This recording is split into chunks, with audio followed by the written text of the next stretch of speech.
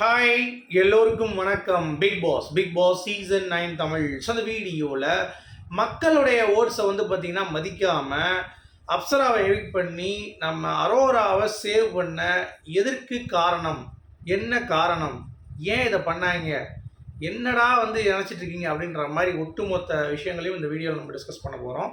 So வீடியோக்குள்ளே போகிறதுக்கு முன்னாடி சேனலுக்கு புதுசாக இருந்தீங்கன்னா கண்டிப்பாக சப்ஸ்கிரைப் பண்ணிக்கோங்க. வீடியோ மறக்காமல் ஒரு லைக் பண்ணிக்கோங்க. இப்போ நம்ம வீடியோக்குள்ளே போகலாம்.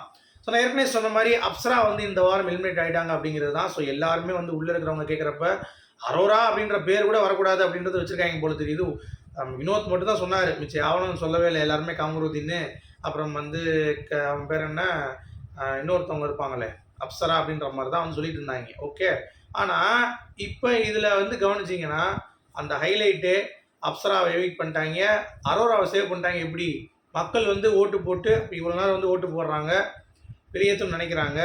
அது எப்படி நீ சொல்கிற அன்அஃபிஷியலில் கடைசியாக இருந்தால் அஃபிஷியலில் கடைசியாக இருக்குமா? நீ சும்மா உருட்டாதனா? தமிழ் கிளிக்ஸ் வந்து விஜய் டிவியோட டேரக்ட் கான்டாக்டரா? டேய், அவங்க வந்து விஜய் டிவியோடைய இதில் தான் ஒர்க் பண்ணிகிட்டு இருக்காங்க, இந்த ரேடாரில் தான். ஸோ அப்படி இருக்கும் பொழுது அவங்க போடுறது முன்ன பின்ன தான் இருக்குமே தவிர ரொம்ப பெரிய சேஞ்ச் இருக்காது. இப்போ அரோரா இல்லைன்னா அப்சரா வரக்கூடாது எவிக்ஷனு, எஃப்ஜே வரணும், இல்லை கெமியாக இருக்கணும். இவங்க எல்லாத்தையும் வந்து காப்பாற்றுறதுக்கான காரணம் வந்து பார்த்திங்கன்னா அரோராவுடைய வேறு ஒன்றும் கிடையாது, ப்ரைவேட் வீடியோஸ். என்னங்க எப்படி சொல்கிறீங்க அப்படின்றீங்களா? ஆமாங்க, இதுக்கு உதாரணம் வந்து நிறைய சொல்லலாம். அதில் நான் சொல்கிறத விட இந்த அரங்கில் இருந்தவர்கள் சொன்னால் தான் உங்களுக்கு வந்து புரியும்.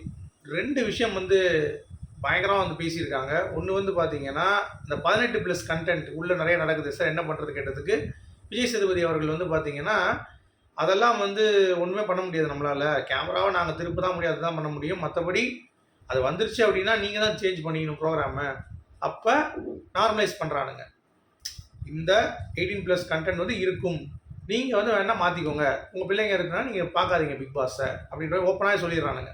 நாங்கள் இப்படி காஜித்தனமாக தான் பண்ண போகிறோம் அப்படின்றத ஓப்பனாக சொல்லியிருக்கானுங்க. ஓகே, நானும் வந்து கண்டஸ்டன்ஸ் கிட்ட போய் சொல்ல முடியாது, ஏன்னா அவங்க எல்லாமே வளர்ந்துட்டாங்க அப்படின்றாங்க. இது ஒன்று சொன்னது ஏற்கனவே நான் வீடியோ போட்டிருக்கேன். இன்னொன்று நடந்துச்சு, அது கேட்டோன்னா இன்னும் ஷாக் ஆகிட்டேன் நான்.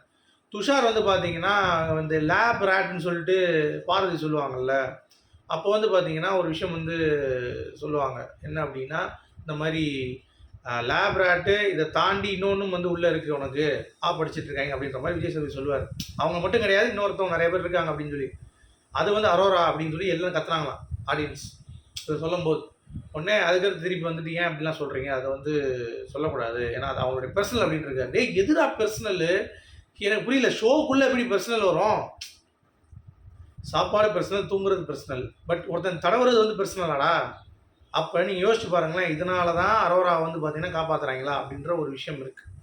கரெக்டாக இல்லையா? யோசிச்சு பாருங்கள். ஸோ இதெல்லாம் நம்ம பார்க்கும் பொழுது நம்மளை பார்த்தா என்னடா கேனப்பைய மாதிரியா இருக்குது அப்படின்ற மாதிரி உங்களுக்கு தோணுதா இல்லையா?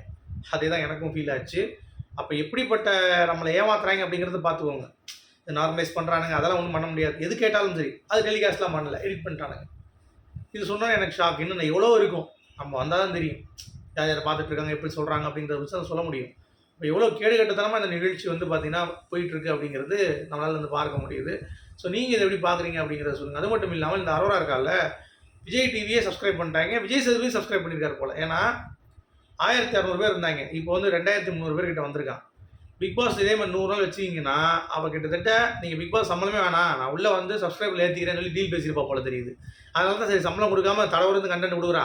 அப்போ இங்கேயே எப்படி தடவுனா ப்ரைவேட் வீடியோவில் எப்படி தடவு அப்படின்ற மாதிரி மக்கள் வந்து பார்த்தீங்கன்னா எச்ச பசங்க இருப்பாங்களா, அவங்கெல்லாம் போய் சக்குன்னு சப்ஸ்கிரைப் பண்ணி அவளை கிரிட்டுன்னு ஒரு 10,000 பேர் சப்ஸ்கிரைப் பண்ணால் என்ன ஆகும் யோசிச்சு பாருங்கள். 10,000 × 4 போடுங்க, 400 ரூபா போடுங்க, 40 லட்ச ரூபா, 40 lakhs per month. பேக்கேஜ் எவ்வளோ? கூகுளில் இருக்கிறவங்க கூட இவ்வளோ வாங்க மாட்டான், 40 லட்ச ரூபா மாதத்துக்கு. ஸோ அந்த மாதிரி வந்து சம்பாதிக்கிறதுக்கு விஜய் டிவியே ரூட்டு போட்டு கொடுக்குறாங்க அப்படின்னா நீங்கள் யோசிச்சு பாருங்களேன். அது டீலிங் நடந்திருக்கு. விஜய் டிவியும் அரோராம் பேசியிருப்பாங்க உட்காந்து, ஏமா உங்களுக்கு சம்பளம் தர முடியாது, நாங்கள் உங்களுக்கு ஃபேம் தரோம், அதை வச்சு நீங்கள் வெளியே சப்ஸ்கிரைபர் வந்து பண்ணலாம் சொல்லிட்டே இருப்பாங்க. அரோரா இங்கே வாங்க, உங்களுக்கு பாருங்கள் 1600 2300 பேருக்கு 15 நாள்லேயே, இன்னும் கொஞ்சம் இருங்க, பீக் பண்ணி இன்னும் தடவுங்க, உள்ளே நிறைய பண்ணுங்கள், இன்னும் ஏறும், திருட்டு ஏறும், உங்களுக்கு பண்ணித்தரோம், ரெடி பண்ணி தரோம், அது ஒரு டீலிங் போயிட்டுருக்கு அப்படின்ற மாதிரி அரோரா வந்து பார்த்திங்கன்னா விஜய் டிவி வந்து ஒரு விஷயம் பண்ணிகிட்ருக்காங்க அப்படிங்கிறது கேடுகட்டத்தனமாக தெரியுது. ஸோ இப்படிலாம் பார்க்கும்போது நமக்கு என்ன தோணும், அப்போ இந்த ஒரு மாமா டிவி மாமா வேலையை பார்க்குறாங்க, அப்போ நல்லவர்களுக்கு உள்ள காலம் இல்லை, மக்களுக்கு ஓட்டுக்கெல்லாம் வந்து மரியாதை இல்லை அப்படிங்கிறது ரொம்ப க்ளீனாக புரிஞ்சு போச்சு. இதுக்கு மேலே நம்ம பேசுறதுக்கு ஒன்றும் கிடையாது. ஸோ அப்சரா எவிக்ட் ஆகிட்டாங்க. It's unfair eviction. வேறு என்ன சொல்கிறதுக்கு இல்லை. உங்களுடைய கருத்துக்கள் என்ன அப்படிங்கிறத மறக்காம கமெண்ட் சொல்லுங்கள். நீங்கள் இதை எப்படி பார்க்குறீங்க? இப்படிப்பட்ட ஷோ இப்படிப்பட்ட சேனல் நடக்கணுமா, இல்லை ஷோவுடைய தன்மை போயிட்டு இருக்கா, இல்லை இறங்கிட்டே இருக்கா இதோடைய ஸ்டாண்டர்ட் அப்படிங்கிறதையும் சொல்லுங்கள்.